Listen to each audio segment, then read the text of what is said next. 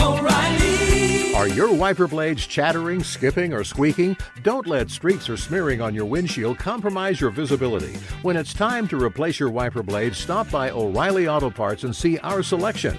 Our professional parts people will even install your new wiper blades while you wait. Stop by O'Reilly Auto Parts today. O'Reilly Auto Parts.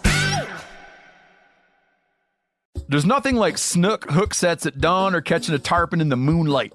Find your next fishing trip made easy on fishingbooker.com and experience the magic of the Sunshine State or any other destination on your fishing bucket list.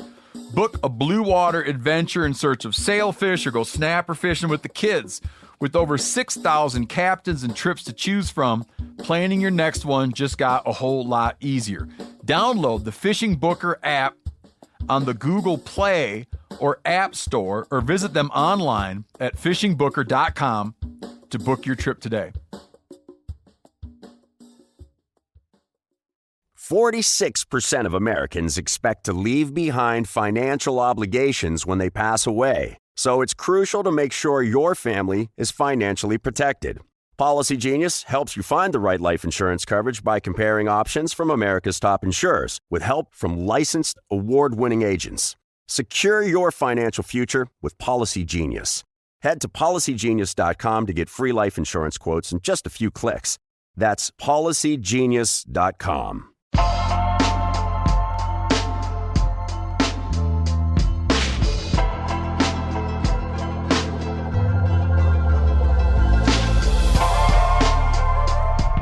Welcome to Gear Talk. I'm Janis. With me, I have Jordan Budd. This is the podcast where we try to educate you about hunting gear so you can make better purchases on hunting gear in the future. Or not make any purchases on hunting gear because you might have what you already need. We've been getting a lot of good feedback about people saying, and people, nothing against just general listeners and fans that I don't know, but when I get feedback from those types of people that I have no context with whatsoever, it's like, oh, awesome. That's great. I'm glad you're learning stuff and I'm glad it's valuable. But if someone like one of my old guiding buddies texts me and is like, man, that's been really good stuff. I've been learning about stuff I didn't even know existed about taking care of my rain gear and washing it more often. When I get that kind of feedback, I feel like we're really doing something right. Yeah, man. And then even this last episode that aired for the knife sharpening, or a couple episodes ago, with Steve Baker, like the Hayden who edits our podcast, he sent me a video of him like shaving his arm hairs with his knife. And he's like, that podcast changed my life. Like now I feel like I have a whole new skill because I can get those things like razor hair shaven sharp. So that's like, that was super cool for me to be like perfect. And I mean, it helped me too and how I was sharpening stuff. So yeah, it's been cool. Good. What else you been up to? Oh man, we just, you and I just hung out a bit in Bozeman. We had a little, what would you call it? Like, not really a seminar. Corey called it the spring fling. Yep. It was a spring fling with the whole Meat Eater gang. And, it was great. We all got to hang out. We did a little shooting competition. We had a public speaker person come in, or not really public speaker. He was like more of a speech coach, right? Yeah. I refer to him as a voice coach. But yeah, that was my idea to try to help all of our content creators be stronger as hosts in front of the camera with their voice, and help them read voice over, which is the narrative that you hear sometimes when you're watching a program and it wasn't recorded like in real time. It's recorded later and then put into an episode. That's voiceover. And reading voiceover well is extremely difficult, I would say. At least it was for me. I feel like I'm getting better at it, but it's very easy to be monotone and to be kind of boring, and if you're not doing that well and people aren't engaged, man, it just takes them right out of the content. And there's nothing, the last thing I want anybody to ever tell me is that my content wasn't engaging. So anyways, yeah, we did that. We did some shooting, a little friendly shooting competition. What else did we do? It was good. Ate some food, drank some beer, just did general camaraderie things. Had the Element Boys from Texas, Clay Newcomb and Brent Reeves from Arkansas. Brent Reeves is a new contributor.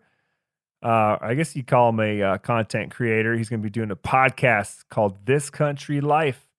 And it's going to be stories and then like tips and tricks and skills and hacks for beating the system. Yeah. Somebody asked me, what system are they trying to beat? And I'm like, I don't know. Just the system. Yeah. The man is out to get you down. Yeah. We should have followed up with Brent about that. But I think a lot of it is going to come down to, hey, if you know how to do this, then you don't have to pay somebody else to do it because you have the skill. And so you save money. You're more intelligent because you know the skill, and you don't ever need to rely on someone else should that happen again. Yeah. Yeah. Sweet. So yeah, after I left Bozeman, I went back to Boise where I live for a couple of days, and then now I'm back in Nebraska, ready to start guiding hunters here. I've got a youth hunter actually coming in this evening. We're gonna hunt for the next 3 days.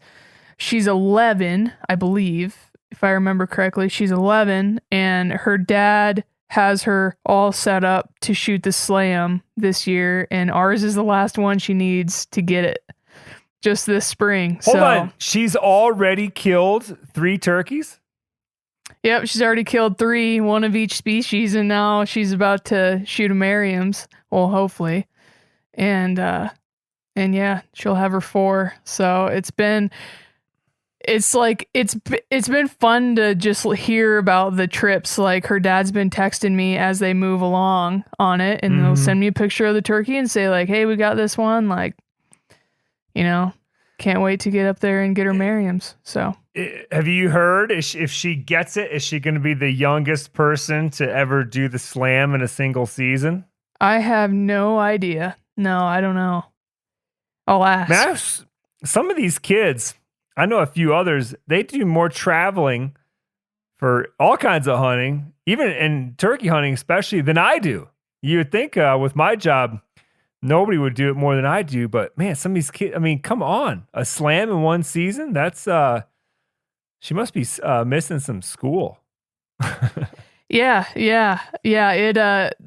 They're on their way now, but this morning she was hanging out, gonna swim in the pool and then get a manicure. So I'm not sure where the schooling lies in there, but I don't know, man. It's gonna be fun. It's like a little extra oomph to like make sure you do good guiding, That's you right. know, or like try to, it's just cool. It's super unique. So yeah, it's gonna be cool. I have a sweet gear hack for organizing stuff. We get a lot of questions about like organizing gear and how you do it on trips and in the garage and whatever. So I want to dig into that before we kick off the Q&A, but I want to hear how you and Mingus have been doing. I don't know if Mingus is frustrated. I'm frustrated. I feel like I'm the worst lion hunter, definitely in the state of Montana, quite possibly a larger portion of the Rocky Mountains. But man, the other day, I did 3 days in a row, or at least 3 mornings in a row. A couple of the days were longer. One was just a morning, but I've been hiking a lot of drainages. There's a lot of snow in the mountains, which makes it seem like the deer are pushed lower, so the cats should be pushed lower. And there's no real reason to get on a snowmobile and drive up these drainages too far. So I just hike up half mile or a mile, come back out, go to the next one, repeat, do the same thing. Well, Friday, I finally get on the track, first thing in the morning, super excited, looks like the track from the day before. Mingus is on it, he's off to the races. Well, he comes to a loss. So pull him back in, get him I'm checking the area out, put him on a, I can't remember if it was the same track again. Or maybe while he was out on the first one, I started following the track. Well, it ended up sort of doing a loop and coming right back into the same trail. And then I realized I had cat tracks going 2 directions on the same trail. Then we kept poking around, found 4 different kills on this ridge from this one cat. And it ends up just being cat tracks everywhere. So I went from praying in the morning, come on, just one track, just need one track. And then by 10 a.m., like, this is stupid. There's tracks everywhere. Cats going every direction. And it's probably just one cat that's been hanging out, living in there, and had been just doing circles and doubling back, whatever, not on purpose, just being a cat. And it was cool to see the kills. And we actually found a toilet, which is basically, it looked like a cat toilet, not a human toilet. But it's basically a buried pile of cat poop. So very reminiscent of a litter box. But you could poke your hiking pole in this pine duff, and just all through there were cat turds. It was pretty interesting.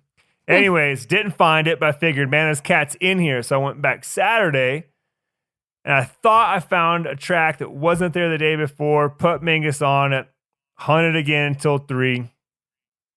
Both days, 5+ miles, lots of post holing, even with snowshoes, climbing steep ridges. And in the end, went home, no cat in a tree. So it is what it is, man. And a lot of times I'm frustrated and bummed because it's just not happening. At the same time, to remind myself, it's only my 3rd year doing it. It's extremely hard. I love that it's hard.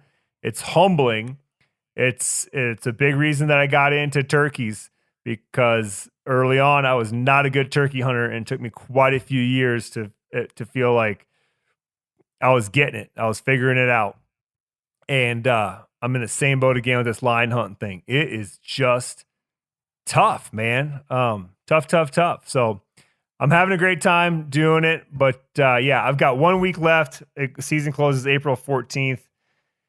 Here in Montana, so I've got 1 day left this upcoming week where I'm going to give it another go. Probably going to go back to that same ridge because I think that cat is living there. There's plenty of game for it to eat, so I don't know why it would leave. And hopefully we'll finish the season with a bang. All right, tell me about this gear hack. Yeah, okay. So we were doing backyard projects as the weather gets nicer, and we were strolling through Lowe's, and I went through the tool boxes just kind of on accident. And I started noticing a lot of like big tote sized or maybe a little bit smaller tool boxes that they're lockable. They have nice latches. They have wheels on them for rolling, but the thing that comes out, like the big handle that comes out, it's like telescoping. So the handle basically like slides back into the lid so it stays out of the way. But then when you want to, if you have a lot of weight in it, you can like telescope that handle out and then wheel it around. And so most of them lock. And if they don't lock, they at least have holes that you could put a padlock in them. Mm-hmm. They roll. So when you have all the stuff in there, you're good to go there. They're heavier duty than a tote, and they have like a gasket around the lid for sealing out dust and water and stuff. And I was like, that's genius. And they're not that expensive. Like, they're a little bit more expensive than a regular plastic tote, but like, dude, a lot of those totes, I can't get the lids to stay on. The latches break all the time. I end up standing on them at one point or another, and I break them, and yada yada. So, are you talking about a full-on job site box? Like, it's a big metal box that's lockable that you can put all your tools in when you leave the job site. Not metal. They're roto molded, so they're still plastic and they're like fairly lightweight, but they're just heavier duty than a regular plastic tote. And then you have all the other features of them too. And some of them have dividers, some of them didn't. Some of them you could put dividers and organizers in them, and some of them it was just a big just one big tote to put stuff in. But I thought it was cool. And are you thinking these for back of the truck organization or garage organization, or where are you going to apply these products? Yeah, so usually when we're going out on trips and stuff, I'll have a tote that might have some extra clothes in it, extra boots.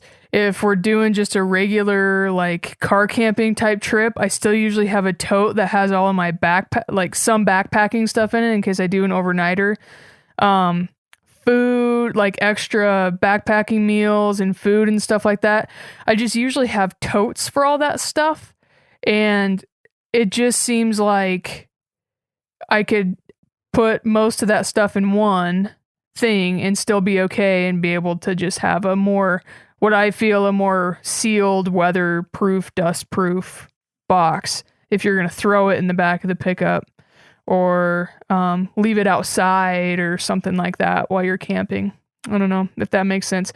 It was just pretty cool to me. And they were like $50, some of them. Yeah, that's not much more expensive than an action packer. No, yeah, exactly. And it has wheels and it's just like, it just seems a little more heavy duty and substantial. So I just thought that was an interesting thing that people might not think to look at because they're not in the same section as action packers and totes and stuff like that. That's yeah, I'm gonna have to cruise through there next time I'm at the hardware store and check it out. Yeah, see what you think. All right, so for this episode, we've dedicated it to answering listener questions. We get a lot of them. We appreciate you guys sending your questions in. As a reminder, if you have any questions or comments, you can send them to geartalk@themeateater.com, or you can DM Jordan or myself on the Instagram. And you can also leave comments on the podcast webpage on themeateater.com. You just find it there within the website, and you'll see right up top there's a button that says comment. You can hit that. It'll take you right to the comment section. And you can listen to the podcast there on the Meteor site as well. So, all right, first question. We're going to talk whitetails a little bit, but I want to preface this question with saying that a lot of what we're going to talk about in our answers, it can be used in similar situations for a lot of different pursuits, a lot of different animals that you're going to hunt, certainly a lot of different locations. Even though we're answering a kind of sort of whitetail specific question, you'll see, as we'll explain the answer, that it can be applied in a lot of places. So, question is something I haven't heard really anybody cover with a concrete solution. What is the best layering system for long hikes in out of hunting public land in northern whitetail? I usually hike 1 to 2 miles while gaining about 1,000 feet to get to my spots. I know this isn't a death march, as y'all call it, but the challenge is trying to keep my pack as light as possible while still having enough to stay warm during long sits in the saddle. I believe the hardest part to conquer is the wind. It's tough to beat a stiff cold wind without weight. For example, the weight being what he usually carries, fleece or wool. Please share your secrets if you have any. Always looking to improve my system. Scotty Deck. What do you think, Jordan? Man, I don't know if there's really any secret to this as far as what you're going to be carrying with you to be able to sit for like long sits, to stay warm. Like what we've always done here, we're not in the north and I'm not walking that far to a whitetail stand, but I think the same thing pretty much applies. I will have like a backpack and I will have my bibs on the backpack if I'm walking further and like walking through the breaks or whatever. I'll have my big jacket on my backpack. I'll have my bibs on my backpack, and then I'll just have like regular pants underneath my bibs, so I can walk in and out, and hopefully they just lighter weight pant, they just breathe a little bit better. And then they also act as like a little bit more of an insulation layer when you have your bibs on. And then for the top, like I'll probably pack like if I'm doing like a lightweight puffy jacket, I don't really do puffy jackets that much unless it is like a Whitetail's puffy jacket per se. But I just walk in with as little of clothes on as I can, just like a lightweight wool shirt, or even as I tend to stick to like wool if I'm going to be sitting a lot. But yeah, just try to keep as cool as you can going in and not have a bunch of layers on where you're just going to get sweaty. And then once you get there, you put all these clothes on and then you still have that moisture on you, and then you're going to get cold. So, gosh, I don't know if that makes much sense. It's pretty much what I'm doing for Western hunting too. Like, I'm not wearing my puffy jacket while I'm walking up a hill, keeping it like as light as I can. And then when I get to where I'm going, like try to let myself dry off just a little bit and then put your warm, dry layers on and roll. Yeah. I think that the big difference between this and say Western is that, especially if you're going to get into a tree on a whitetail hunt, these folks are they could be sitting all day. I don't know if he said it was going to be an all day sit in this question, but there's no chance that's a nice thing about Western hunting. You get cold, walk down the hill 200 yards and walk back up to your glassing spot, and you're just as warm as when you started, right? Or get out of the wind, go to the back side of get on the leeward side of the mountain, get out of the wind a little bit, build a fire. That sort of stuff is not an option when you're sitting in that stand, just waiting for your 30-second encounter with the buck, right? That being said, I think that I like what you said about going in with wearing as little as possible. That's key.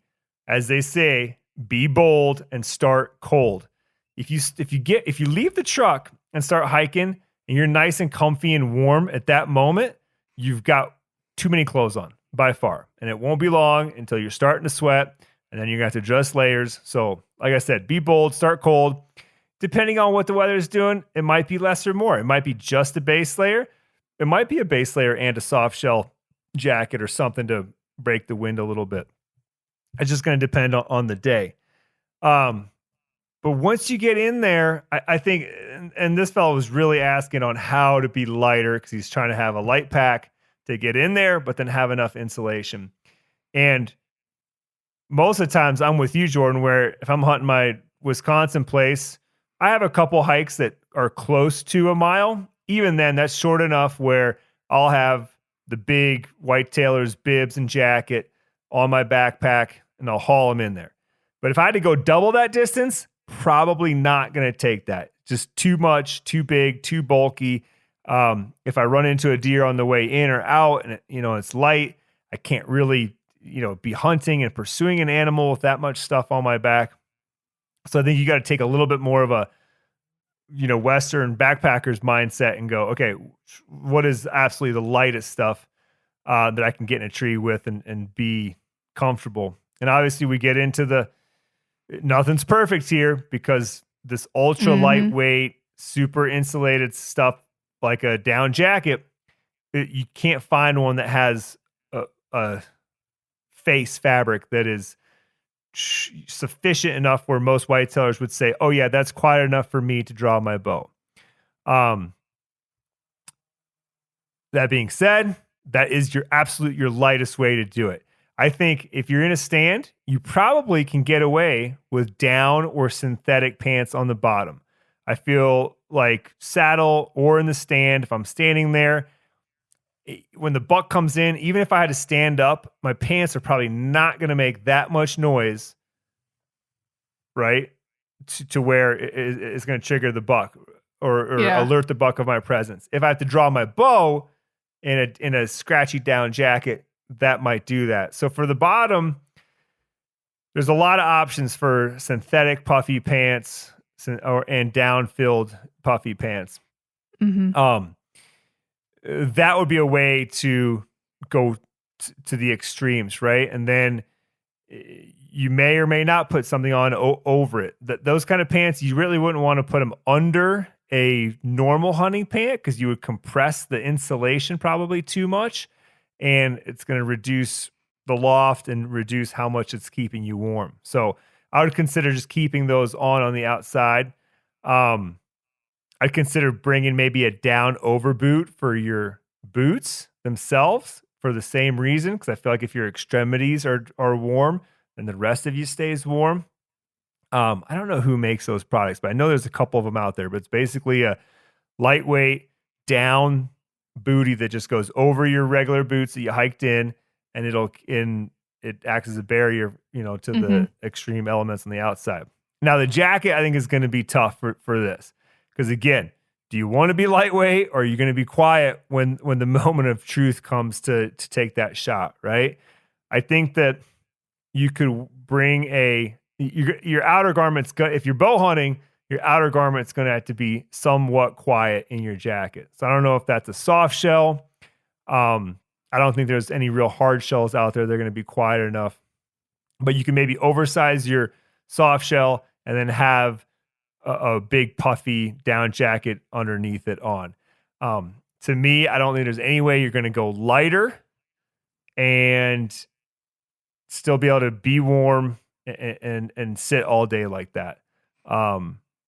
Everything else is going to be a heavier option than that. So depending on the day, you might make it with just a base layer, just one down jacket, and then one sort of soft shell or, like I said, outer jacket piece that could do two things. Could break the wind a little bit more for you, and it could make it a little bit quieter. You're still going to hear the sound of that nylon exterior underneath your jacket, but I think having something over it is going to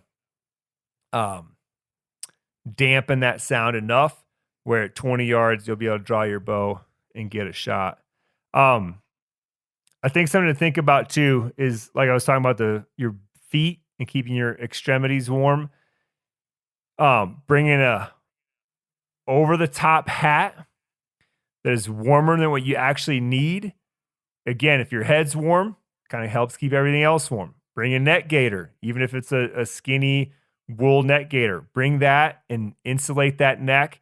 Don't be losing heat in these, easy to cover places. Same thing with your hands. Have some nice wool liners. Have a way to keep them warm inside some, insulation, whether it's pockets or a muff or something that you brought in with you. But I think if you keep the extremities warm, I think it'll overall make your body feel warmer. Super good intel.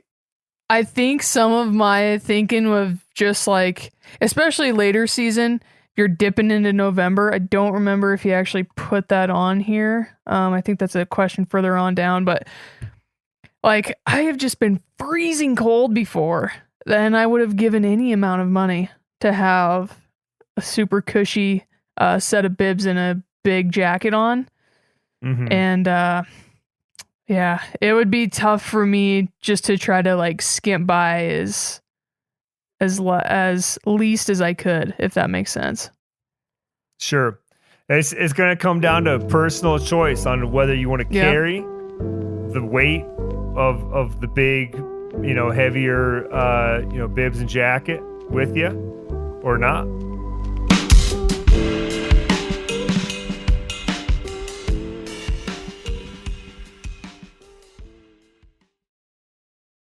O'Reilly Auto Parts are in the business of keeping your car on the road. O'Reilly Auto Parts offer friendly, helpful service and the parts knowledge you need for all your maintenance and repairs. If you're confused about what part you need, like what wipers are going to be the best, what replacement headlights are going to be the best, go into O'Reilly and talk to the people that work there, because they're great and they're super friendly, and they'll get you squared away where you walk out knowing you got the right thing.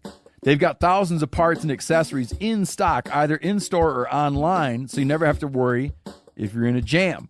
Do you need your windshield wipers replaced? You need a brake light fixed? You need some quick service? They'll help you find the right part or point you to the nearest local repair shop for help.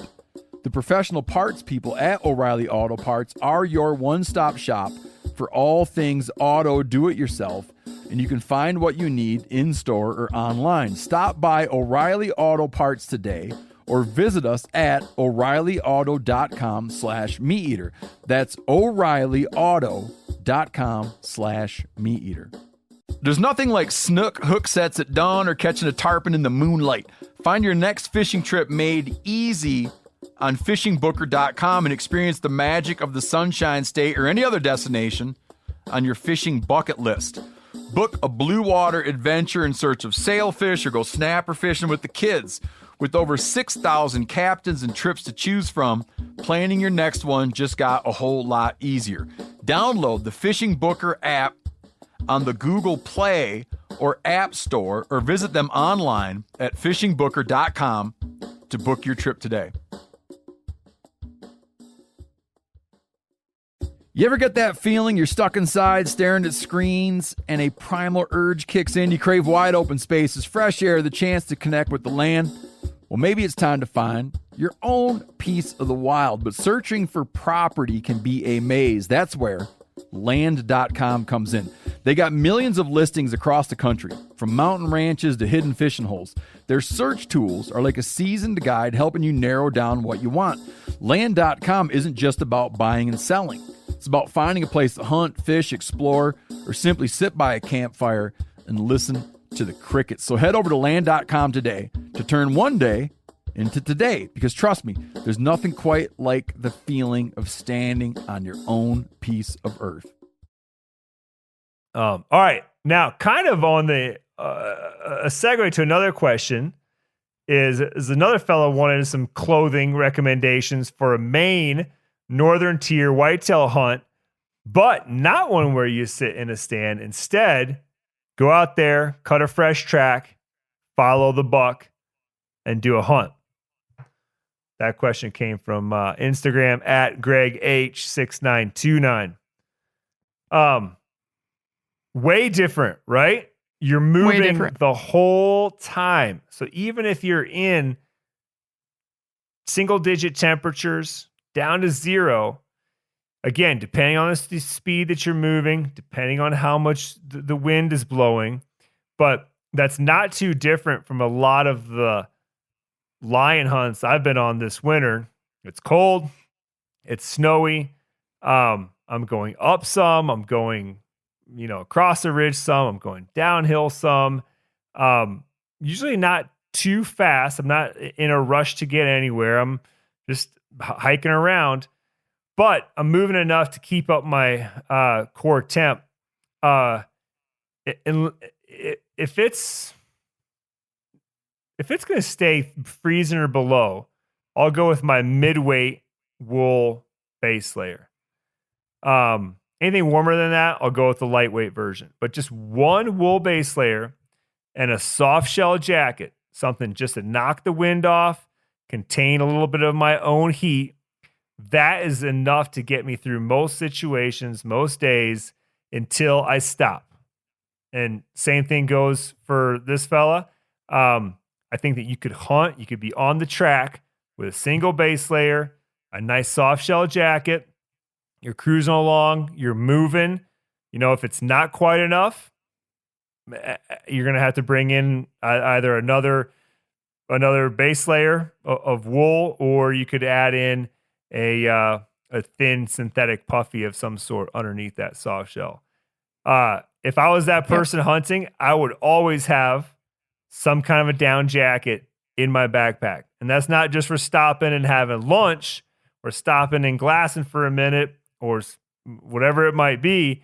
But if you get into a situation and you got to stay out longer than you thought, you're going to be super happy to be busting out a down jacket out of your backpack. And as far as the bottoms go, very similar situation, I would say. One light wool base layer, some sort of a soft shelly pant, and then whatever you do for gaiters or for depending on how much snow there is. I think something that can vent open, has some zippers so that you can let the air flow. That way, if you do hike up 500 feet at one time, following a buck track real quick, because he went up and over to the other side of the mountain, you can zip out and let the heat dump out. Yep. Yeah, I don't really have a lot to add on that. I think the only thing I do just a little bit different is, like you mentioned, sometimes depending on the temperature, you'll wear either like the lightest weight wool, or you'll go to like a midweight or just a little heavier weight wool.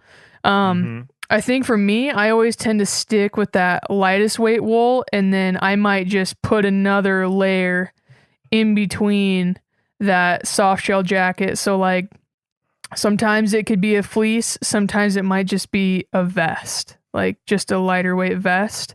But yeah, I mean, pretty much same thing that you've got going on would be my recommendations.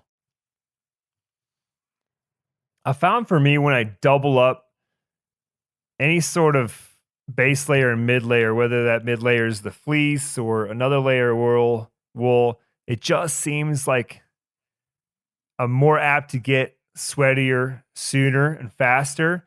And again, I just have to remind myself of that. Be bold, start cold, and let the system work for you, right? Let it insulate you to the point that you need, but then also with the less layers in there, it's going to let that moisture and let that heat move through it faster, easier, and hopefully regulate your temperature better. Yeah. And it's hard to start bold sometimes. Oh, man. Yeah, especially when you're tired and it's day 3 or 4 and you're a little cranky. But, man, as soon as you get moving and you're like, oh, yeah, I'm very comfortable right now. My wife and I actually just went on a run yesterday, little Easter afternoon run, and it was no different. Man, she had gone outside. It was a beautiful day here. I mean, probably 60 degrees, maybe even a little bit warmer. But the sun was getting a little bit low. It was maybe 5:30. And I'm like, I'm going t-shirt and shorts. It's just nice. The wind's not supposed to blow at all. And she put on tights, and I think she had on a wool First Light hoodie. And 15 minutes into it, she was sweating. And same thing, I was super comfortable. I wasn't even I don't even say I started cold. I mean, it might have been a tinge of cold, but yeah, it's the same thing. It's so easy to go, no, I want to be comfortable. I'm going to wear more. But as soon as you start doing any kind of activity where you're exerting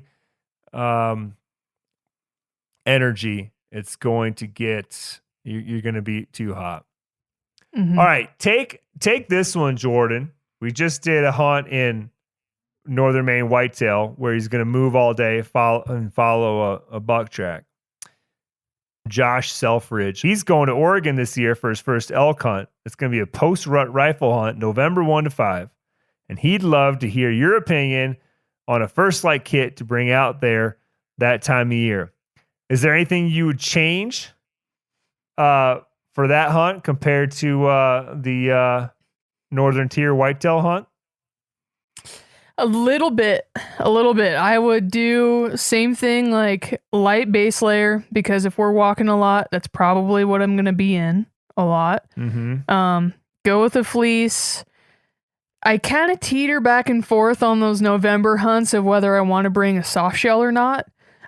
Sometimes with like a backpack style hunt, they're just like, yeah, they're a little bulky and you can pretty much get by with just putting your puffy jacket on earlier. But a lot of times I still like a soft shell, especially if there's going to be a lot of wind and there's going to be some weather coming in. Sometimes that soft shell is really nice to hike in with a pack on to cut the wind, just like you were saying with the guy from Maine.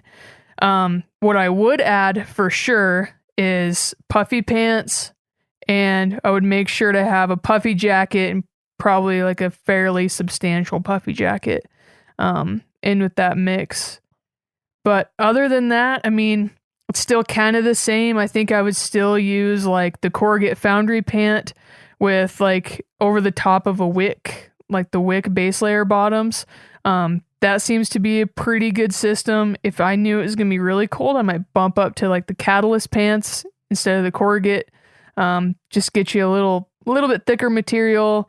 a little bit of like fleecy lining, and can be a little bit warmer. But for the most part, man, it doesn't really change. Nope, I agree. Not that much. It's going to be cold, but you're going to be moving.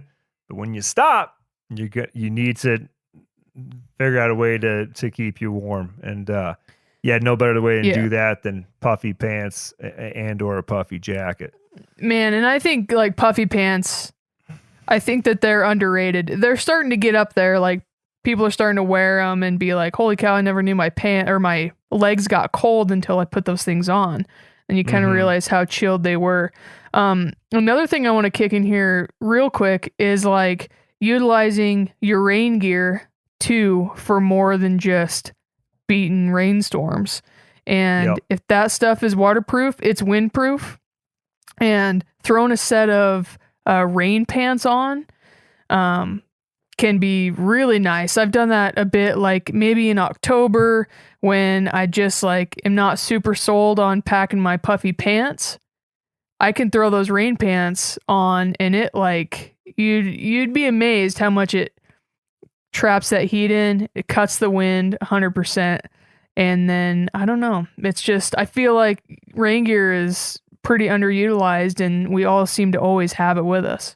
Yeah, couldn't agree more. There's some sort of saying or adage about having multiple uses for each piece of gear. And certainly if you're packing around the 2 to 3, 4 pounds of rain gear and only pulling it out when there's a deluge happening, I think you're doing it wrong. You're packing a lot of gear around for no reason.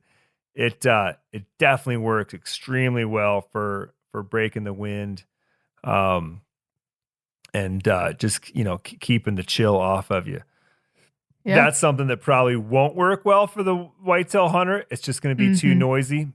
But on a Western hunt, a rifle hunt, the elk at 200 yards is not going to hear your rain pants swishing together or swishing against the brush. I mean, maybe on the absolute stillest night, but you should just be a little bit more careful, I guess, if you know there's elk at 200 yards in that situation.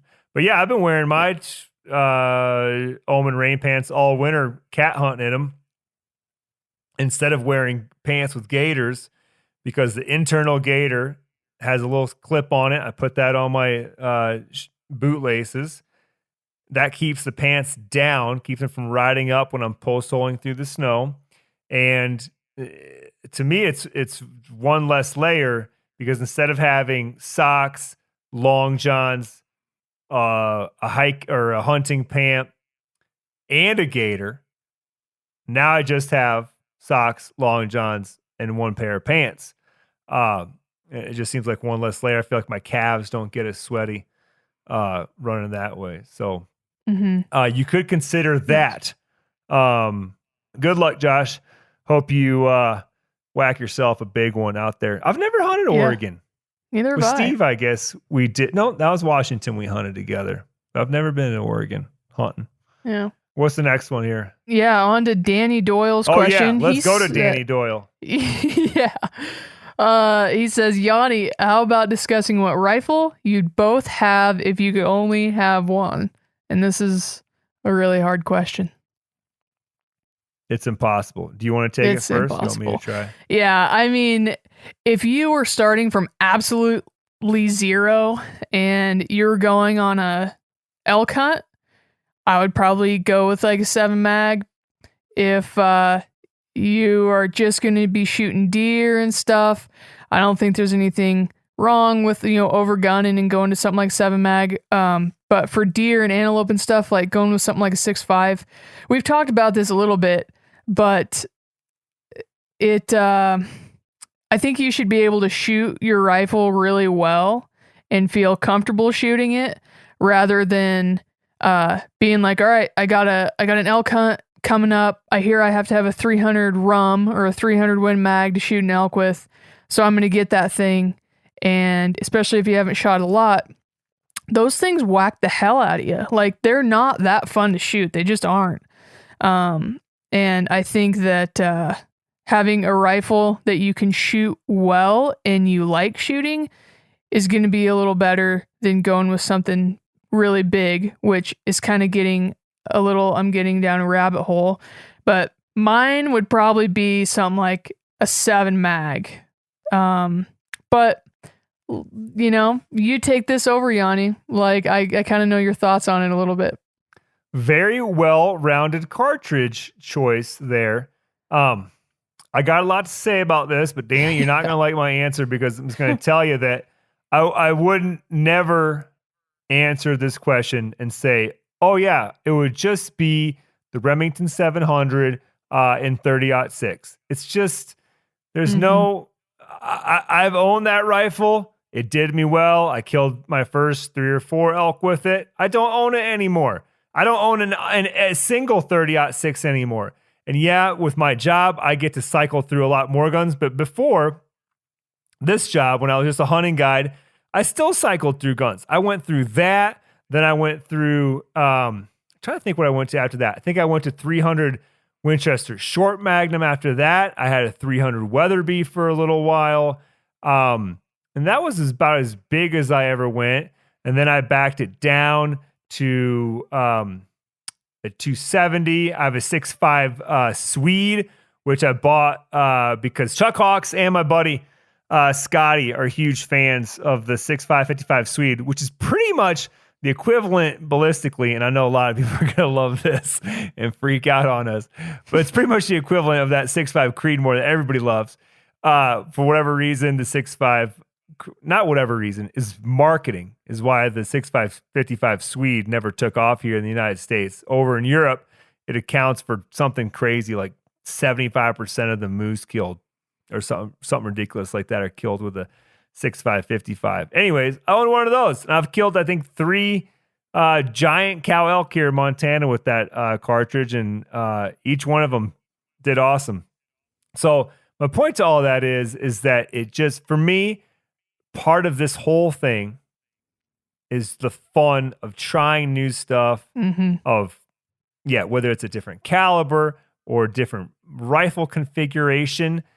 Like, even if you're not a hunting influencer dude and you're getting rifles sent to you, it's not that hard.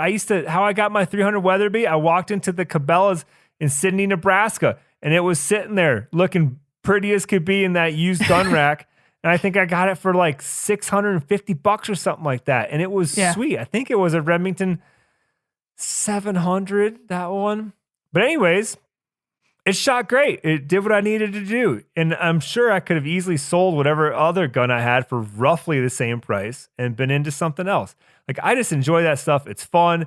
Back when I reloaded, it was another reason to buy some more gunpowder and more brass and more bullets and load up more loads and just enjoy the journey of experiencing different calibers and checking it all out. Which brings me back to the 7 Rem Mag, which I just got one in a Tika TX3. It's got an MDT stock on it, which is a sweet little setup. Nice. And I've never hunted with a 7mm. Never killed a single animal with a 7mm. And this will be my first spring and fall hunting with one, and I'm looking forward to it. See what it does. I'm sure that it's going to do well. I know hundreds of people that have killed animals with a 7mm. With today's bullets, quality bullets, there's a lot of options that can help any caliber get the job done. I will leave you with this. If I was going to do anything right now, considering around rifles, and you really had to spend some money, is I would get my butt into a place that sells suppressors and do the paperwork and get the process started.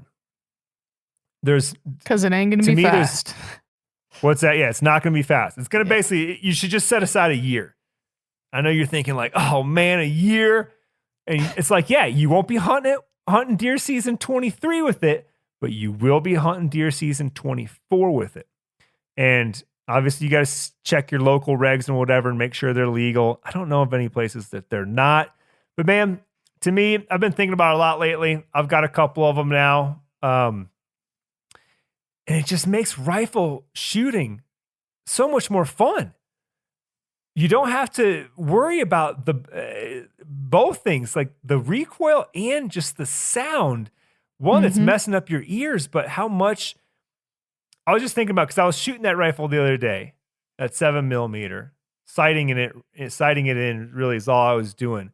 But it was such a breeze, and I was so calm throughout the whole thing. And I realized that I didn't have to sit there and go, okay, brace yourself because it's gonna punch, but don't brace yourself so much that you are affecting your shot. Like, be in control, but let the rifle do its thing, right? There's this big thought process that I'm always going through. And now that I have that can screwed on the end, that is gone. It's just pull the trigger, doof, pull the trigger, doof. And I'm watching the bullets hit the paper. I'm watching the bullets hit the steel. It's just, and I was thinking about how much of a difference that's going to make for my kids. How for me, and they're dealing with it a little bit now with shotguns, but for me growing up, there was always this sort of thing when I remember going up, rifle sizes, up to a 30 caliber, and always thinking about the recoil, and it was a big part of it.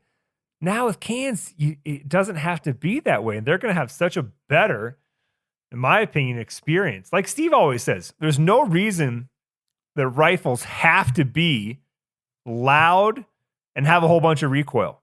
Like we have this thing called a suppressor, right? Like there's no rule that says you have to endure this crazy loud boom with this crazy impact against your shoulder and your cheek and possibly your forehead if you're in too close on the scope. So yeah, so much nicer to shoot, man.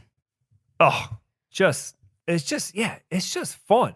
I think I told the story already, but last year I shot my first animal using a suppressor. It was my longest shot ever. It was a pronghorn, 560 yards, I believe it was. I was prone on top of a little ridge overlooking this beautiful hayfield. We were hunting some private property I'd gotten access to, and I shot it. It was the first animal ever. And I can remember I never lost the pronghorn in my sight picture.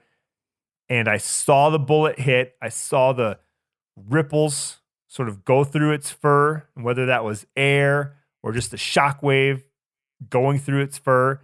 But as soon as I pulled the trigger and saw that, I was like, okay, good. That's dead pronghorn. Don't need to think about a follow-up shot, right? That being able to keep that animal in my sight picture, that's the biggest thing, I think, for hunting with suppressors. The biggest pro is that it's so much easier to keep your target in the sight picture and be ready to know what happened and to be ready and be faster on a follow-up shot. Yeah. Yeah, for sure. Some random thing I was just thinking about, like kicking and how that can stick with you. To this day, I still think that 410s just kick like a mule. It's because the last time I shot one, I was like 10. Right. Oh, right. man, No, my daughter is battling it bad. We have daily conversations about when the next time is going to be that she's going to muster the fortitude to go out there and pull that trigger again. Her younger sister is doing it now regularly and is not scared of it. And I'm hoping that that's enough to push her into doing it. She wants to kill a turkey this year, but I'm definitely not pushing it too hard. I just said every day we have a little conversation. How you feeling? Do you want to? No. If you don't want to talk about it, we don't even have to talk about it. But let me know. Let me know when you're ready to try. I'll have the target set up in 5 minutes. She'll work through it. Yeah. It'll happen. So sorry, Danny. I couldn't help you out and just pick one. But I just don't, I just think it's, and you know what, Danny, though, you're not alone. I think that even when I asked for these questions, there was at least 3, 4, maybe half dozen versions of the same question. And I just, I don't want to say it's not stupid. And I guess it's, if you're learning about all this, you might think there's a right answer. But as long as you're not extremely undergunned, that's the only place you'll get into some real trouble. because you can be overgunned and you're just going to have probably more meat loss or whatever, a heavier gun to carry and this and that and the other. But as far as getting the job done, you can't really overgun it. You could just be undergunned, meaning you have too small of a caliber. But all of Jordan's points were great too. Pick something that you can shoot well, that you're not scared of. Yep. Chuck Hawks, the great gun writer, always said that the 30-06 was for a lot of people that sweet spot of having just enough gun for a lot of critters, but a manageable recoil that didn't cause bad shooting for them. So, Yep. All right, let's dive into some rangefinding binoculars. I've gotten this question quite a few times, so I'm excited to tackle it. So from jhalls11 on the homepage, we have, hello, Janis and Jordan, love the podcast. Could you talk about the pros and cons of rangefinding binoculars? I predominantly bow hunt, and I would love to hear about your thoughts on switching from a traditional bino and rangefinder setup to a combined setup. Could you also give some advice on a few different models of rangefinder binos? Well, I've used both. I did use a rangefinding bino for everything quite a few. This has been quite a few years ago now, and I ended up going back to, not really going back. I have both, and I can use both, which is nice. I find myself for bow hunting going to a range, just a regular little rangefinder. Some of that I think is, and this isn't like across the board, but a lot of times when you're putting a rangefinder into your optics, sometimes your optics can get, like, they might not do quite as well in low light. Like, you're just adding a lot of things that the lens has to take, or the glass has to take. So your optical quality might go down a little bit. And then they're just nicer to carry around a lot of times. As far as just your little normal rangefinder. And for bow hunting, like, you don't need 10 power a lot of times. And sometimes it's, I was on a stalk one time where I had a mule deer bedded, and he was at like 40 yards and my binoculars were 10 powers. And it was almost a little goofy, like trying to find him exactly where he was bedded or just try to pick up on his antlers because it was like too much magnification. And a lot of these rangefinders now, it's 6 power or they're 7 power. So they give you quite a bit more field of view. It's just a really hard one, Yanni. It kind of is. Like a rangefinding bino, like I've bow hunted with them and they definitely work, but that's a bigger object to move around. And then I feel like with a little rangefinder, especially with the tethers that a lot of the harnesses have now, you can range and then you can just drop it. And I feel like you can't always just do that with a bino. Sometimes they just stick more in the way when you just like let them flop on your chest, if that makes sense. Yeah, totally. I think you and I asked the fellows at SIG about this, and I've talked to the people over at Vortex. So far, it seems like with rangefinding binoculars, and I have not tried the Swarovski EL range. It's on my list. I had that one for a few do. years. Yeah. Well, do you think that, because I know from the other companies, it seems as though to get the ability to do the display, and to range through that glass, they aren't able to use, for some reason, they can't combine the best possible optic quality glass that they have with the rangefinder technology.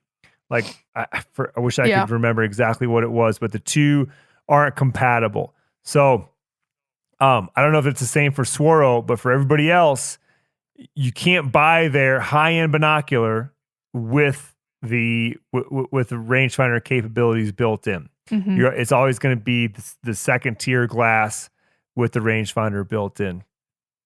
we'll just have to have someone on that can explain that to us. But did you feel like with the EL range, were you ever able to compare that to another Swaro and say, yes, it's less, or yes, it's the same? Well, so one little thing with that, I'm almost 100% sure on this. They told me one time that the EL range actually has the SLC glass in it. So it doesn't have that field flattening like the ELs, or I don't remember what they call it, but it's a field flattening that's supposed to eliminate the effect of like curvature when you look through binoculars. So sometimes when you look through binoculars, you look at like a telephone pole or something, it seems a little curved. Well, that's just the shape of the lens. And that's just kind of the way it is. Well, Swaro got away from that somehow by making their ELs. But what I understand is that the EL range actually has the SLC glass in it. At least at that time, that was 2013, 2012, something like that. And the SLC glass is still incredible glass. Really good. Yeah. But like amazing. That rangefinder, it only went down to like 31 yards or something like that, which I didn't really find to be a big limiter myself, because if I knew something was 30 yards, it was pretty easy to figure out what 20 was. But I can see the appeal to wanting to have one that goes under 30. Yeah. After using both of them, I don't mind using I've used both the Vortex Furies and the SIG, I think it's the Kilos, right? Yep. Rangefinding binoculars on at least the SIG less, maybe 2 or 3 hunts for the SIG, and 10 hunts for the Furies by Vortex. And I got away with it. I still glassed off a tripod and made it happen for rifle hunts. But in the end, I thought, man, I'm sitting here glassing for hours. I want the best optical quality I can get, the clearest picture that I can afford, that I can get my hands on. That's what I'm gonna go for, because if I can't find the game, then who cares if I can range it? And so I don't mind having it separately now if I'm using any company's high-end glass, and then having a separate rangefinder. That's for rifle hunting. For bow hunting, I've never tried the rangefinding binocular, and I don't think I will, mostly for the reason you were talking about. When you're getting in tight, you need the least amount of motion possible, and just pulling up a little bitty rangefinder and getting your range, shooting it. Like you said, they're 5 and 6 power usually. So you're getting a little bit of magnification. You can use that rangefinder to pan around and look through some brush, see what the animal's doing, whatever.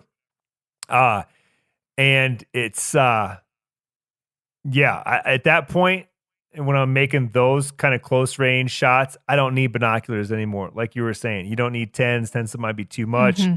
Even 8s at 50 yards is, it's not the time for glassing, right? It's time for ranging and then hopefully getting a shot off. So I'm going to stick, for the time being, I'm sticking with regular binoculars is the best I can get my hands on, and then a rangefinder on my side. Yep. Yeah, I'm really in the same boat. I think rifle hunting, I'm more apt to taking a rangefinding bino with me. But you know where one of those things really shines for me, and really the reason that I got the EL ranges to start with is guiding. Then you're like, you can range at the same time, and then you're always in your binos watching, like, if the hunter takes a shot. And I know there's really, in the grand scheme of things, there's not that many people that are guides, but like, if you go with somebody a lot, it's nice to be able to help call out ranges. And be able to stay in your powered glass. But that's a small bit of the but a lot of people, they're not guides, but everybody hunts with friends and buddies and family members. And and again, it's probably more of a Western thing. I don't find myself using needing to know how far that whitetail is away when I'm hunting in Wisconsin. It's just never going to be that far away. Where we hunt, we don't have giant ag fields where you actually could shoot past a couple hundred. But yeah, that's a good point. Because when you're hunting with people, especially people you don't know, like clients, the shot rings sometimes when you are not expecting it. And it's nice to, like you said, stay in the binos and be working two things at once. Yeah. Yeah. We'll get more into deeper into the rangefinding binoculars on an upcoming episode. We'll let you know when that comes up. So if you have more specific questions about rangefinding binoculars, get them to us.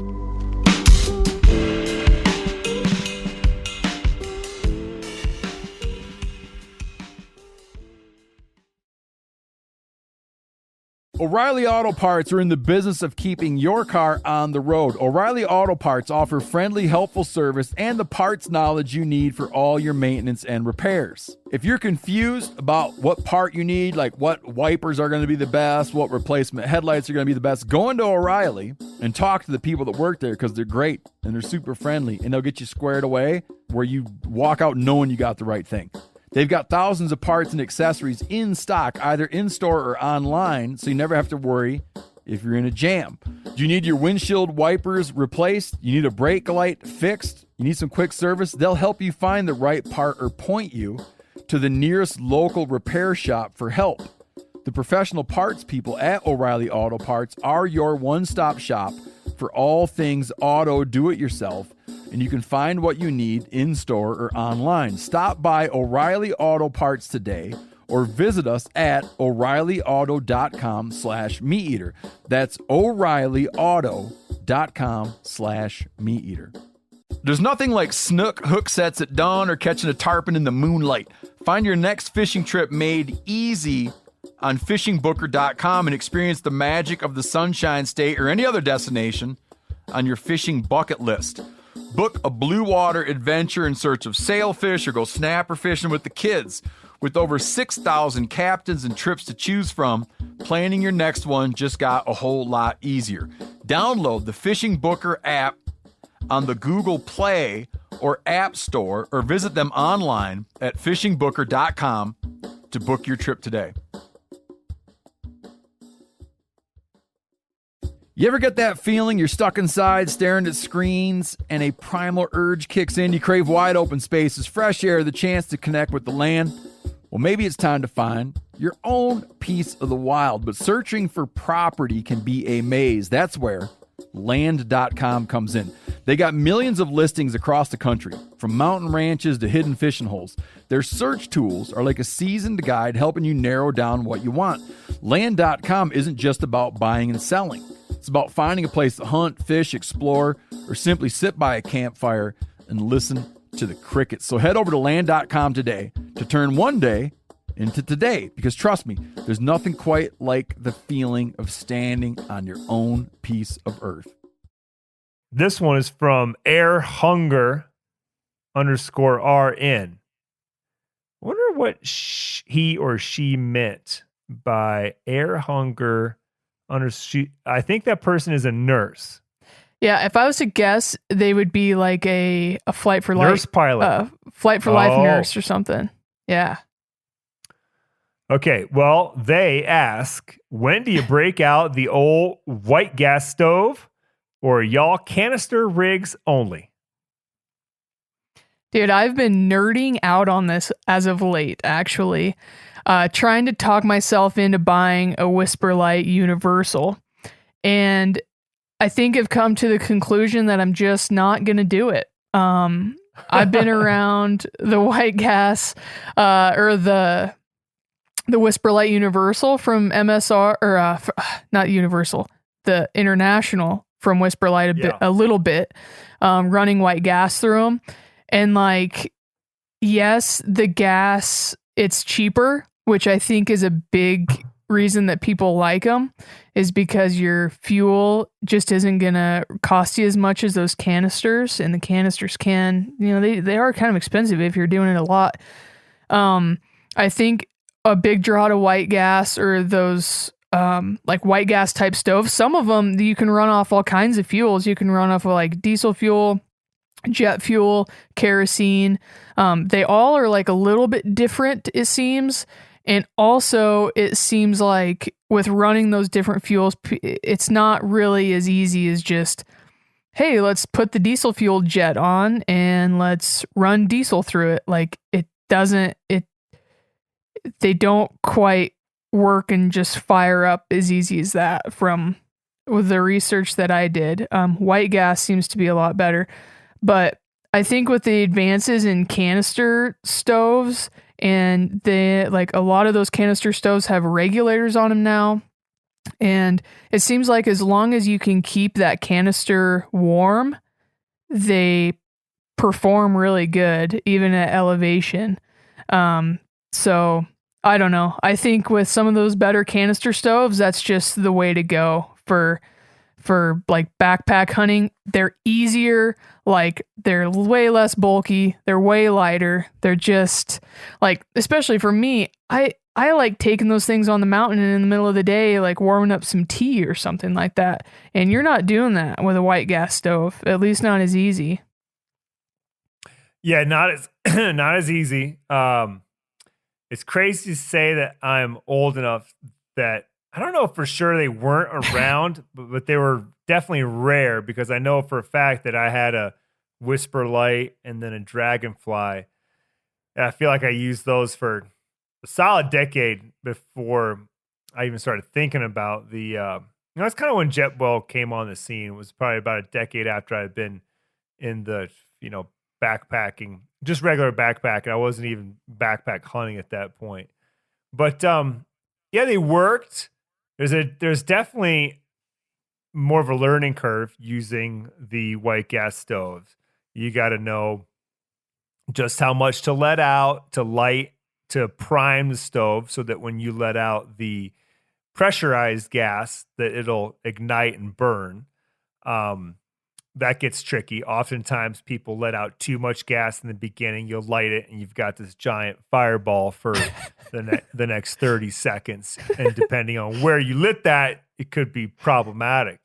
I think the last time we used one was on a flight in Alaska, on a hunt in Alaska where the pilots wouldn't take canisters.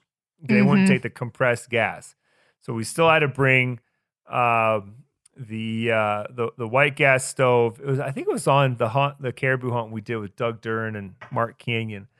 And yeah, they worked fine in that situation. It was more of a base camp. We had to be light, so everything was getting flown in, but they worked fine. Like you said, they have a regulator on them, which is a thing that the canister stoves for a long time didn't have, but now they have them as well, so you can turn it down, do some low simmering if you need to do something like that. The big drawback I find with the canisters, it seems like I've always got a half or a quarter canister, and yeah, you can weigh it and sort of eyeball it, and it tells you how much you've got left, but who really wants to go even on a 3 or 4 dayer with a half of a canister, right? You're not going to take that risk. You're going to have a full one. I try to use up my halfers and whatnot, either when I'm going with multiple people, and I know we're going to cycle through a few, but like you said, for on the mountain, midday warm drink, or if you're going to eat a house on the mountain and then come back to the truck, there's nothing wrong with being out there with a quarter of a tank, because if it goes out, well, you're going to the truck anyways at the end of the day. But that's a great way to use all the gas that's in there. But yeah, for the most part, definitely the last 5 years, I'd say I've been canister only. They're just easier, man. I mean, I think a big draw to the white gas is the fuel is less expensive if you're doing it a lot. But man, one scenario that ran through my mind was like waking up early, rolling over. Like usually I just go like start some water. I even like prep the night before, put some water in my cup and just have it ready to go. So first thing when I wake up, I can strike it and ready to rock on coffee or tea or whatever pretty soon, and water for breakfast and whatever. And I just have this thought of messing around and trying to like prime my white gas stove, getting too much in there, and then lighten the whole lighting myself on fire. So I just think that the canister stoves are going to be better for what we're doing. Like, you know, what the kind of hunting that we're doing, I guess. If I was a backpacking guide all summer, and then I was a backpack hunting guide for half the fall until it got too bad to be out there, all, you know, snow got too deep for backpack hunting, and it was seriously 100 days on the ground, I could see considering it for those reasons, right? It's easy. You would come back. All you need is a gallon jug of white gas, fill up the container that you're going to pack with, and you're out the door. You're rocking and rolling. But for me, if I really am honest about it, I'm going to get a spring bear hunt where I'm going to do some backpacking. I'm going to backpack with my family twice this summer. And then in the fall, I'll probably get, this fall is actually kind of light. Like right now, I only have one for sure backpack hunt, and I'm trying to work in another one. So what does that add up to? 20 days sleeping in the dirt, you know, full on out of the backpack, maybe a few more. It's just not I'm not in the position right now to run 100 like a guide would. So I think for me, I'm not going to burn that much money buying the canisters for those 20 days. Yeah. I like that answer. All right. Continuing on the backpacking subject, what pieces of backpacking gear can you absolutely justify spending more for less weight? And by more, he means more money for less weight, as in pounds and ounces. That's from entertain_Matt on Insta. That's not his fans only handle. That's just his regular handle. I don't know. I'm joking with that. But what do you think? Where can you spend money, Jordan, to actually get less weight? Where is it worthwhile? With backpacking stuff, I think your sleeping bag, your sleeping pad, your tent, a lot of those things seem to just come with, if you wanna go to a tent or something like that that's in the 3 pounds, even sub 3 pounds. You want a sleeping bag or a quilt or whatever that's going to be in the 1.5 pound. Like they just, for that higher quality fill, they just cost more.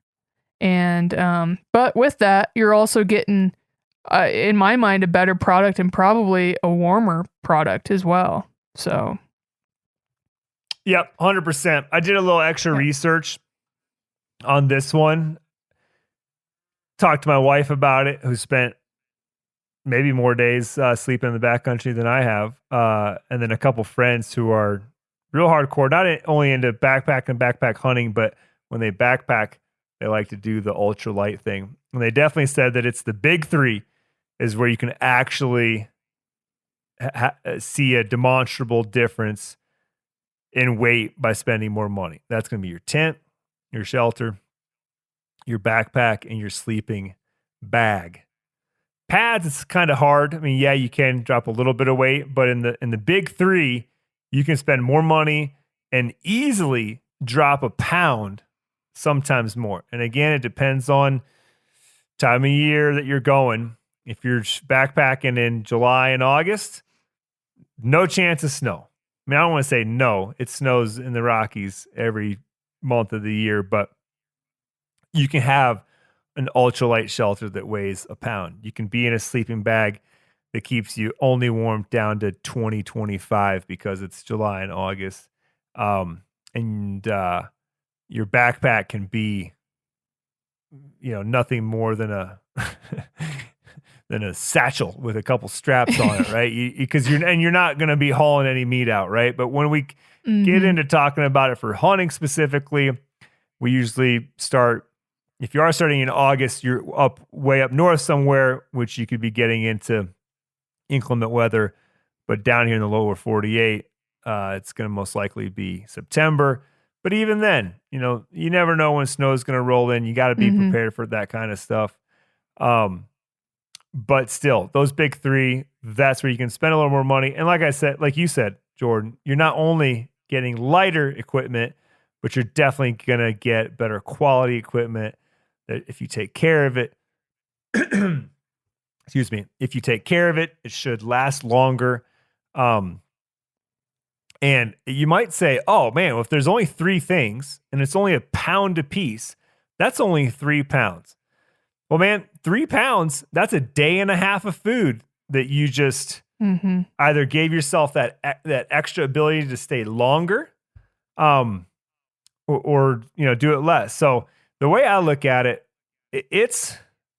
I can still remember one of my first big backcountry elk hunts by myself. I knew where the elk were. I knew right where I was going. I mean, it was going to be a no-brainer. My first morning, I was going to be listening to bugles and get in on them. And I dropped in off this ridge after spending the night. First morning, had all my camp on my back, going full Cam Hanes style.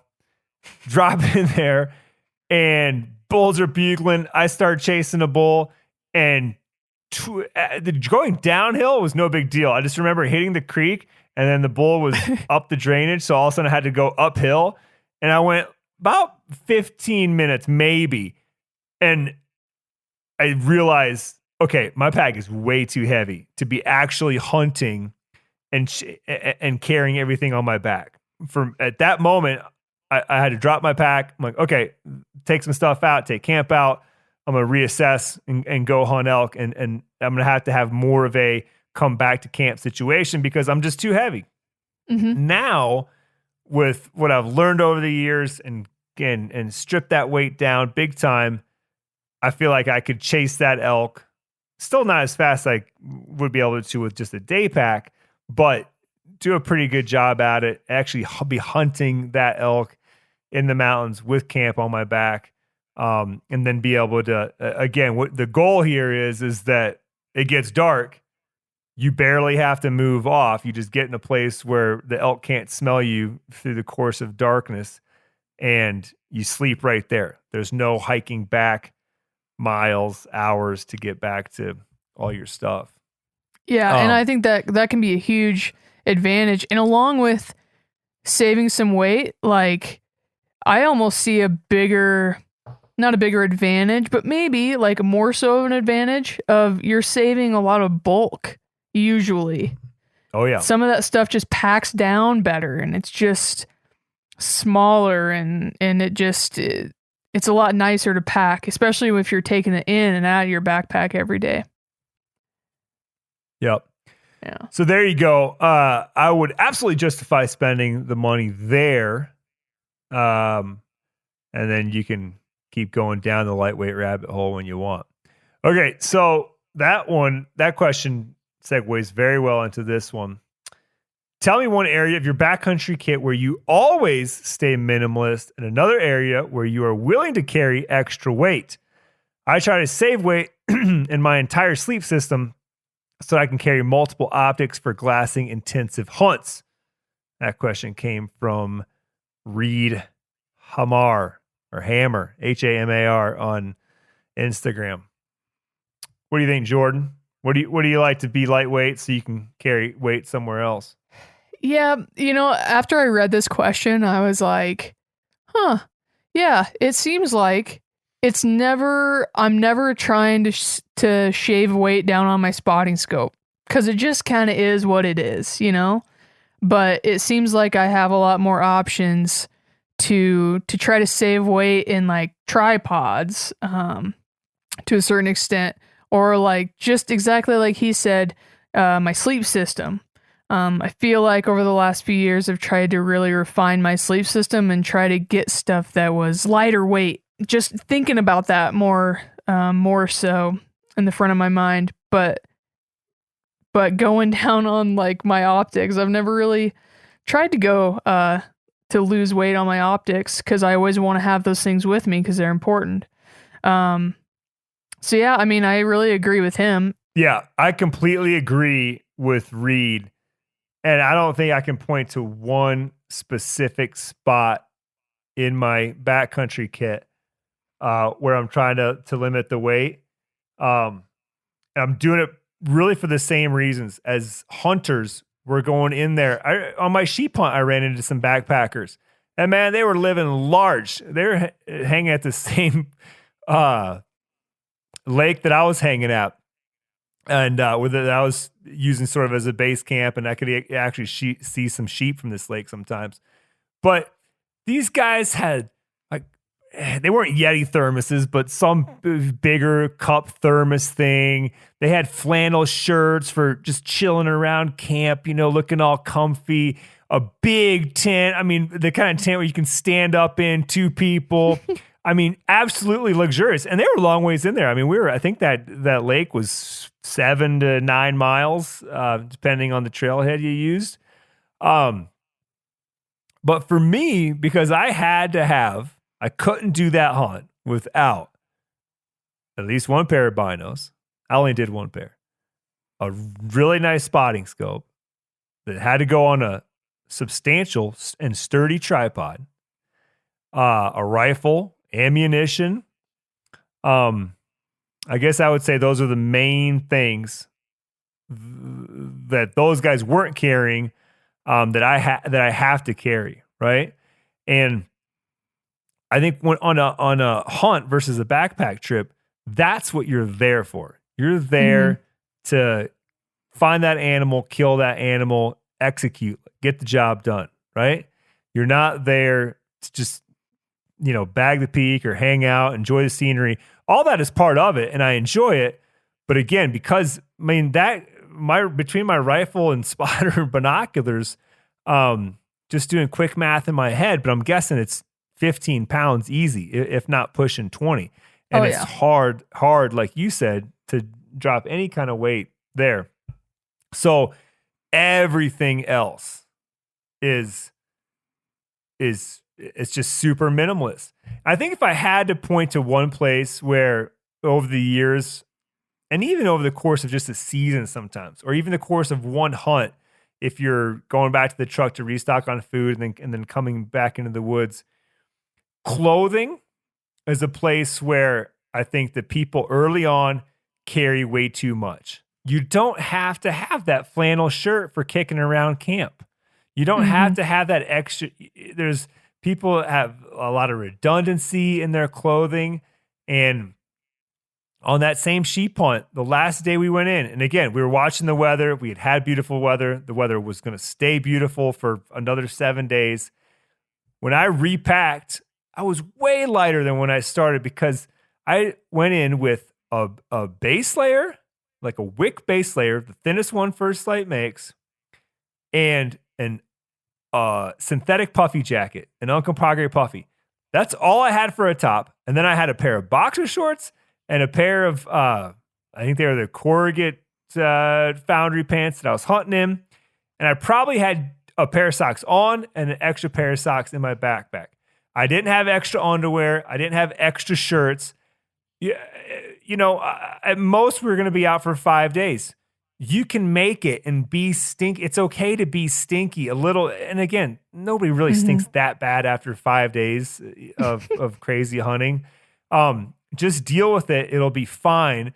Those clothes, sure, they get a little stinky. They get a little crusty. But I feel like there in clothing, at least for me, was the easiest place to start chipping away at serious gains. Because when if you go from carrying 4 pairs of socks to 2 pairs of socks, 3 or 4 pairs of underwear down to 1, backup, long johns for top and bottom, all this extra stuff like you're pants. saying, yeah, you've got the rain jacket and the puffy and this, but the forecast doesn't call for any rain for 7 days. You know what? Your synthetic puffy, if it drizzles a little bit, you'll be fine. Set up your tarp, get out of the weather if you have to. You'll be fine. Like, you just have to be willing to endure just a little bit of that the bad stuff. But I feel like that's the place. Yeah, if you really want a place where you can shave is probably there. Yeah, and I think you made a really good point too about it's not just trying to figure out what else you can buy to shave the weight, especially if you're just starting out. It's just ditching stuff out of your pack altogether. That's right. It's not, yeah. And, you don't need a Leatherman probably. There's a lot of things, man, I used to carry. The Leatherman's a tough one, man, because there are times when that little sucker, those pliers are so nice, or a screwdriver is so nice. I mean, if you're in there, you have to have the tools to take care of whatever gear you have, especially if you're that sheep hunt. We were in there often 7 to 9 miles back until, far from the truck. And if all of a sudden the scope's loose, you can't just tighten it down and then shoot a stump and re-zero your rifle in, right? You have to go back to the truck, and that's a full day round trip if you got to go 7 to 9 each way. So, yeah. I hear you. The Leatherman is a heavy little bugger. Yeah, it is. And, they make cool ones now. They're like the Skeletool and like super lightweight stuff.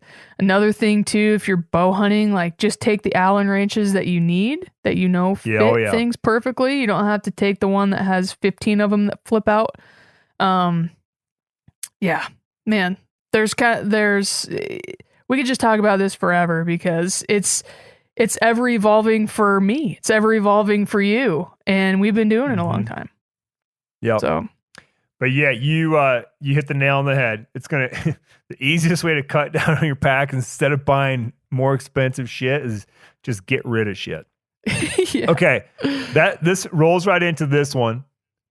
What total pack weight and all gear weight are you happy with for a 5 to 7 day sheep hunt in the mountains in September? I'm just looking for ballpark. Question sent in by Jordan Cutbill on the Instagram. What do you think, Jordan? The What's last sheep hunt I went on that I actually weighed it, I was just filming, and I had 4 nights of food with me, and I think I was at 45 pounds. That was actually with a spotter and a tripod because I was filming through a spotting scope. And that was a big scope too. That was a 95. So that's what I was at there. When I went on my sheep hunt, in Alaska, I was quite a bit more. I was I think I was pretty close to 60. And that's something I wanted to touch on just like super quick from this last one about staying minimalist. And like when you were talking about, you got to be a little careful what you bring because you also have to pack things out. And, that was great. On my sheep hunt, I was 60 pounds. I was really in shape. I felt good about that. But dude, on the way out, like there was no going back for another trip. Like we were all splitting the sheep up and making one trip out. And my pack was 104 pounds. Like it could have not been 104 pounds if I had left my spotting scope at home. But that was a trip that I was like, gosh, I just don't feel like I can leave that thing at home on a sheep hunt. So there are other things that I think I probably could have left and got along without, but be thinking about what you're going to have to carry out too with that. Oh yeah. It's always give and take. Like we've talked about it before, the book. Now it's not that big of a deal because you can just download a book onto your phone. But before, a book, if you were stuck in a tent for 2 or 3 days on that hunt, everybody would have paid big dollars to have had a book in their hands to read, right? And you'd be happy to pack that thing out. But if it's beautiful weather and you just pack around that extra pound for a week, you're not happy. I guess at that point, I hate to say it, but you could always burn it. I'm not promoting burning books, but yeah. For my sheep hunt, again, this is ballpark, and this is a good thing to remember. For food, most people are going to eat about 2 pounds of food a day. That's what it takes to stay in a plus space where you're not burning, more than you can consume. So that's usually what I plan for. So when I went in for 5 days, I had 10 pounds of food, all my gear in my pack with the 10 pounds of food was 46 pounds. So gear was 36, food was 10 pounds. That did not count water. The clothing that I had on, and then the gear that I had on my body, and the clothing that I was wearing came in at 20 pounds, and that included rifle, ammunition, binoculars, hat, pants, boots, etc. And I feel like I did pretty good. At that point, I feel like the only way you're going to get less is if you go Kurt Roscoe, who's the founder of Stone Glacier. You can go his style where you don't bring the stove, you don't bring the fuel, and you eat cold food. I'm good, thanks. You're dropping weight there. You just have to be cool with always eating and drinking cold. You can listen to a whole podcast about that on the Meter podcast. Just search Kurt Roscoe. I think we called it The Hardest Hunt, maybe. And that's where some feller wrote in and said, that guy is harder than woodpecker lips. And he is. He's pretty hard.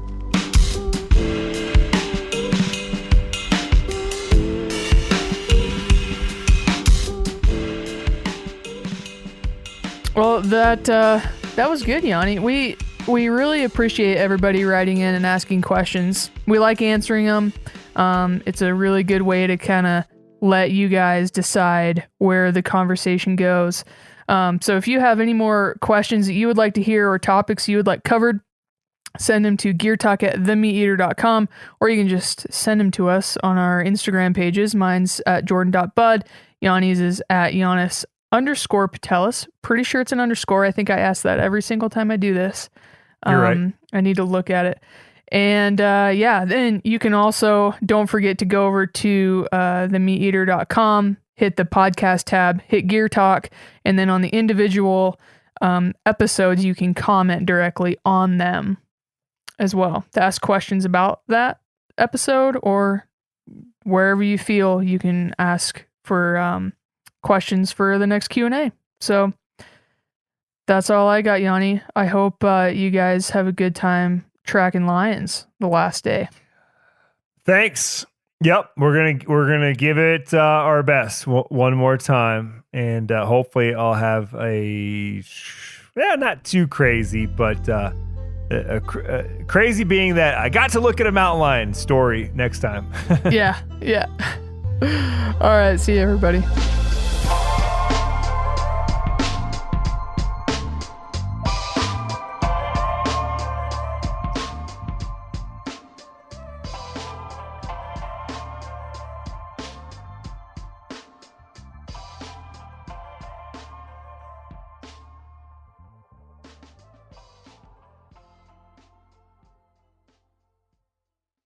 You ever get that feeling the walls closing in, the concrete jungle suffocating you?